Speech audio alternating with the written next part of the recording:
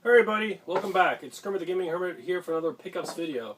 So this one is actually not just the average week type of pickup because there's actually a special package I mentioned in an earlier episode that was ordered several weeks ago that came from Japan. So definitely something I've been having my eye on for some time back and forth, and I found a great deal online and decided to pull the trigger. So if you remember from my last pickups video, the one with the GameStop logo, I traded in a bunch of games and decided to use that store credit because GameStop had this awesome promotion where you got a lot of extra trading credit to pick up some games. And the last of the pickups is actually in this video. It's probably about $100, give or take, worth of pickups for this video. So some oldies and some goodies and some just good deals. So let's dig in and take a look. So one thing that's really good to know about with regards to GameStop is that if you order $50 worth of merchandise or more, that you will get free shipping. So it won't show up as free shipping when you put $50 worth of merchandise by default. It'll show a shipping and handling charge in there. However, when you're going to go pay for the products, it lets you pick which kind of shipping process you can pick from. So the default one is it shaves an extra day off from the shipping time. However, the free shipping option, I get stuff sometimes 2 days later after I put in the order, 3 days. So it's really quick. It's UPS. It's great. You can easily track it. They'll send you an email with the tracking number. So definitely a piece of cake. So first game is Golden Axe for the Sega Genesis. So I think I had mentioned beforehand that I had some games, old school games with cases and manuals, but there were no games. I think I had purchased some lot on eBay that had a bunch of stuff, and I figured, oh, I'll go take a look to see what there is. And so one of the games was the original Golden Axe for the Sega Genesis. Case, manual, inserts, everything, but there was no game, and I never owned Golden Axe beforehand, so I figured it was a good deal with regards to discounts and picked it up. The next game I'm pretty happy to pick up is one that I owned beforehand and somehow got stolen over the course of time.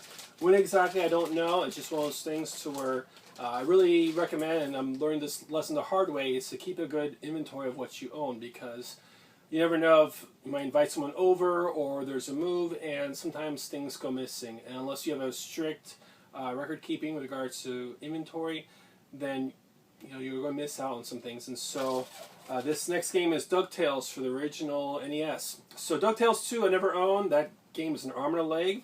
This one was pretty reasonable. I think it was like $16 on GameStop plus discounts and so forth because it's a used game. So I'm really glad I was able to pick this one up just because this is such a fun game. I look forward to playing it again with the kids once they get a little bit older. And it's just definitely a really great game. So I definitely recommend it. It's a lot of fun. Really neat mechanic. Alright, next one. Mega Man X8. If you remember from my other video, right, all I got was disc only. So sadly, it's a step up from disc only. So here's the disc. It looks like there's no manual, unfortunately. The disc looks great, so no concerns there. But at least there's case art. I'll take that over a naked disc any day of the week. So thankfully, it looks good. So I'm looking forward to adding this to the collection. Alright, another game that was stolen previously, Dark Cloud 2 for the PlayStation 2. Sadly, it's disc only. Let's take a look and see what the condition is of the disc. And from my experience, they've done a great job with regards to discs looking to be in pristine condition. This one looks absolutely mint, doesn't even look like it's been resurfaced. So that'll be pretty good. It'll just be a matter of getting the manual and the case art, but those are things that can be found online. So better than nothing. So at least that's one less game that's been missing that I need to try to find a replacement for. So the last one on the list is going to be an arm and a leg. So that's Gigawing for the, or Gigawing, depending upon how you want to pronounce it, for the original Dreamcast. So, alright, next game, Girl Answer, Heritage of War. So this was a late release on the PlayStation 2. It was Working Designs. I think it may have been Working Designs' last game. I'm sorry, forgive me. It's Atlas that released it. So Working Designs did... There's a 2-pack for Girl Answer, but the Heritage of War was released by Atlas along with the subsequent PSP Girl Answer game. So sadly, this is just disc only. disc is in great condition. So, but you know, there's no other way to play the game. It's not like you can download it for the PS4 or find it on Steam or play for PS3 or an Xbox console. It's just stuck on the PS2. So I'll take the experience of playing this game on the PS2 as a disc only and try to find the cover art and manual sometime down the road. Alright, last game of the previously stolen games. Suikoden 3 for the PlayStation 2. Yet again, just like some of the other games, it's one of these games that's just stuck on the PS2. You can't find it on other systems. Now, there was rumor back in the day that it was going to come out on the Xbox, and supposedly Versus Books was working on a strategy guide, and they had made a large batch of Suikoden 3 strategy guides, and it had listed PS2 and Xbox. However, something supposedly, the rumor has it that they are not picking to release it for the Xbox, and so since it said Xbox on the strategy guide, they said, oh, we're not going to do this because for whatever reason it never came out. Whether or not that's just an old wives' tale or not, who knows. Alright, so that's the first box down, and then let's see what the next one is. So this was, sometimes they send things piecemeal, and let's see what we have here. So, alright, this is one I actually ordered beforehand. I think I may have shown in the prior video. For N64, this is Diddy Kong Racing. So, a few days after I actually ordered this game, GameStop had a sale. It was 25% off all retro racing games. So I thought to myself, well, geez, if I can save an initial $3 or so, why not go for it? So I went ahead and went over to the GameStop, returned it, no hassle whatsoever, and then reordered it, and then made the most of it. As you can tell in this package, is a lot of racing games. So the other one, Mario Kart Double Dash for the GameCube. You might be thinking to yourself, wait a second, Kermit, didn't you already get this beforehand? And the answer is yes, I found it at an actual GameStop. You know, I was really looking forward just to getting another Mario Kart Double Dash. You know, based on the 25% off plus discounts, it came out to being like maybe $20, $22, which is, you know, quite a big discount from finding it in the wild. And so I already had the case with manual. This is actually just kind of a bonus in all reality. And so I was going to put this game in and try to flip it, you know, either trade it for another game I wanted, or you know, just outright sell it. So, so definitely no manual. And then the disc looks fine. No concerns there. It looks mint condition. So, yes, it's an extra one that I'll be looking forward to hopefully getting something else I really want to add to the collection. So that's kind of nice. So 2 racing games down. Let's see what else is in the bag. Survey says another racing game. Can you believe it? So this one is F-Zero X for N64. So this is one that I never owned beforehand, and I always thought the F-Zero series was a really neat series. I actually played the arcade version of the GameCube game at the arcade. I thought this game is ridiculously sick. And so I didn't really play much as far as the F-Zero series, but you know, it's a classic series. I figured it's worth my attention. So I think the game was $19.99 on GameStop's website. They have 25% off plus 10% off, and plus also there's the Cheap Ass Gamer 16% discount. So that's CAG 16, all in one word. It's one of the promos you can put in when you're checking out. So 10% off automatically registers when you log in if you have Power Up Rewards membership, and then 25% off automatically added on because they had this flash sale. And then I put in the CAG 16, so it came out to me like $12. So definitely a great pickup. And then, last but not least, big surprise, go along with the theme of this bag, F-Zero for Super Nintendo. So yeah, this is another one where same sort of thing. It's like 41% off. I think the price is maybe like $15, $12. So after discounts, it came out to being very cheap. So it'd be nice to have them all in the collection. I do have it for GameCube. Now I have for N64 and the Super Nintendo. If you actually have played it for the handhelds, I'll be curious to hear what your responses are regarding the game. If it's worth picking up to throw into maybe the Game Boy player. I'll be interested in finding out what your thoughts are, just because you know, definitely there are some good games to play on the road. All right. Last but not least, with regards to boxes from GameStop.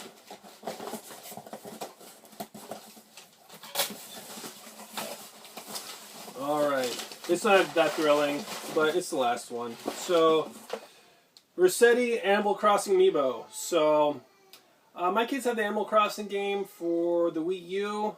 I forgot what it's called exactly, and they also are getting it for Christmas, one of them. So I figured they had a sale at GameStop, $1 on Amiibos. I had a couple other ones in my cart, but in the process of trying to check out, they were sold out. I waited too long to order, but this was it was an online-only sale for Labor Day. So this just happened a few days ago, and it came really quickly. So I'm not sure if it got shipped from a local store. I'm not quite sure. All right, so hitting up thrift stores, pawn shops. I picked up at my local Goodwill Sega Bass Fishing for the Wii. I know it says $3.99. They had a sale, it was half off, so $2, and it's brand new, factory sealed. Now I had this already for the Dreamcast. I'm kind of curious to see whether or not there's a play like Sega Bass Fishing 1, Sega Bass Fishing 2, is a compilation of both. It really doesn't say that it's a combination of both of them on the box art. I'm sure I'll probably find something on reviews, but I'd be curious to see how it's like. And the other thing too is that I know unless I get like an HDMI console hack and such for my Dreamcast, the best it's going to be probably for the foreseeable future is 480p. I do have the M Classic on order, and so, but I don't have anything to connect the Dreamcast to an M Classic. So, but at least for the Wii, I could throw it on the Wii U. Wii U has HDMI output capabilities, so, and with the M Classic that I plan to be getting hopefully later this month, would be to see how it plays, you know, on a high definition screen, better graphics. So I'll be interested to find out, and maybe down the road I'll make a review, a comparison of the Wii version versus the Dreamcast. So we'll see. All right, so at my local pawn shop for $2 a piece, you'll pick up the following games. Let's see. First one was Need for Speed Most Wanted. Now, what's interesting though, if you take a look at this cover art, there is actually different cover art for like the Game of the Year or limited edition version of Need for Speed Most Wanted. Now I have it already. I'm not sure if it's for the PS3 or the 360, but I was curious to see as far as how much of it changed. Now it looks like almost, you know, street graffiti and so forth, while the other one looks more pristine, I don't know, newer looking versus more street looking. So I'm curious to see how much changed besides the cover art. They changed, for instance, the menu screen, the soundtrack, all those other things. I figured a $2 experiment, not too bad.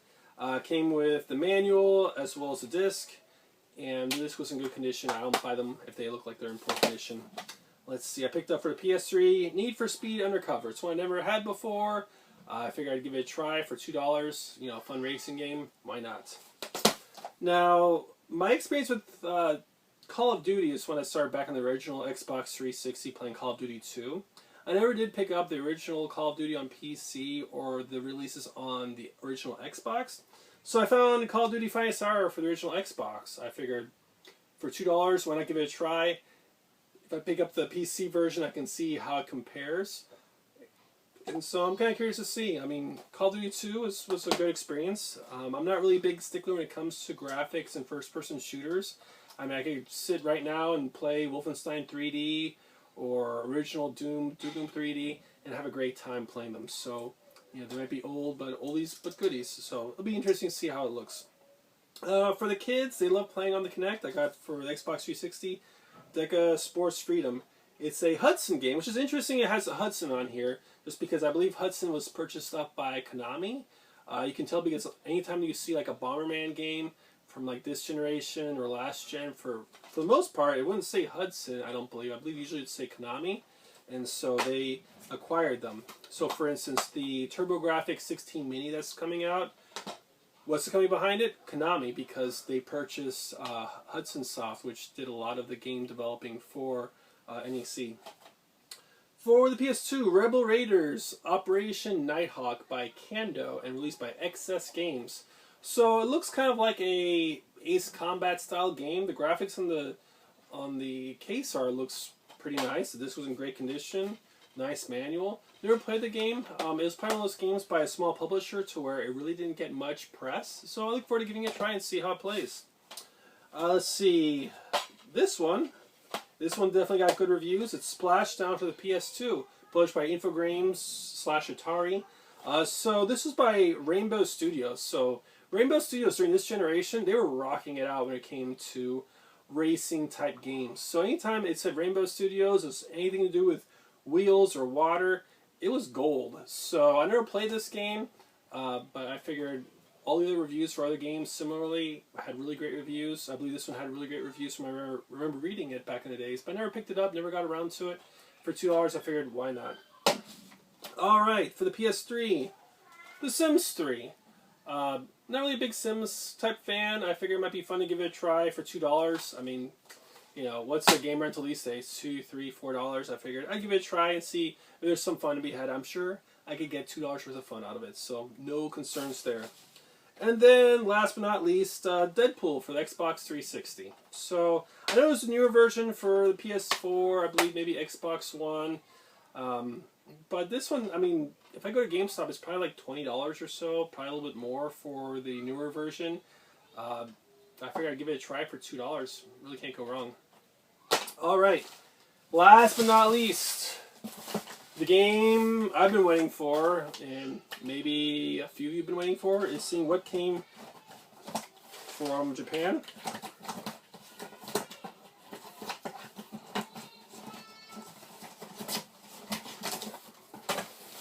Alright. Oh, okay. Prelude. So, it's a Sega game. I'll give some hints. Came out originally on the Sega Saturn, after it first came out on the arcades. A sequel came out on the Dreamcast. There was a subsequent sequel that came out on arcade hardware that was not affiliated with any game console. And there was a port of it along with its predecessor on the Xbox 360. Alright. Thoughts?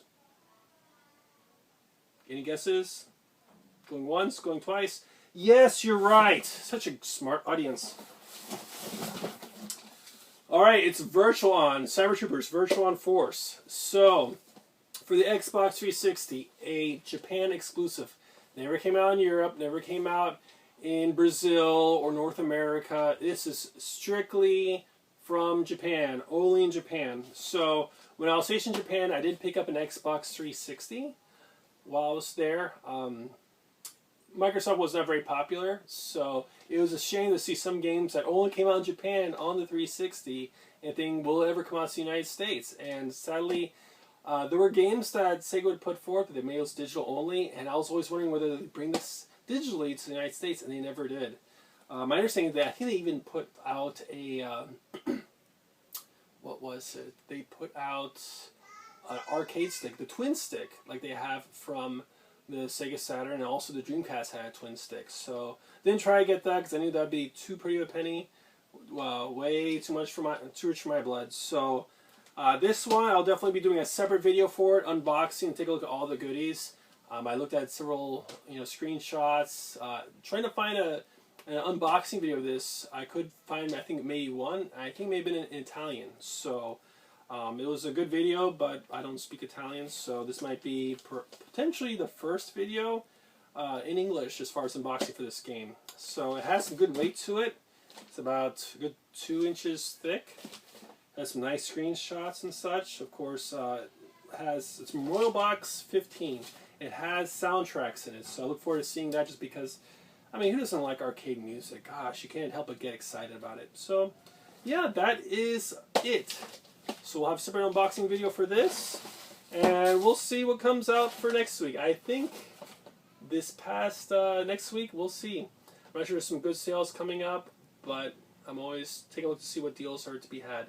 If you liked the video, if you didn't like the video, please leave a comment. If you like to see videos like this and other interesting videos, feel free to subscribe and click the bell for notifications. This is Kermit the Gaming Hermit. Take it easy.